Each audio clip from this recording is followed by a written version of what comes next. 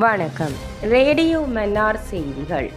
உள்ளூராட்சி மன்ற தேர்தல் அஞ்சல் மூல வாக்களிப்பிற்கான திகதிகள் அறிவிப்பு. எதிர்வரும் உள்ளூராட்சி மன்ற தேர்தலுக்கான அஞ்சல் மூல வாக்களிப்பிற்கான திகதிகள் அறிவிக்கப்பட்டுள்ளது. அதன்படி எதிர்வரும் ஏப்ரல் மாதம் 22, 23, 24 திகதிகளில் அஞ்சல் மூல வாக்களிப்புகள் நடைபெறவுள்ளதாக தேர்தல்கள் ஆணைக்குழுவின் தலைவர் RMAL ரத்நாயக்க தெரிவித்துள்ளார்.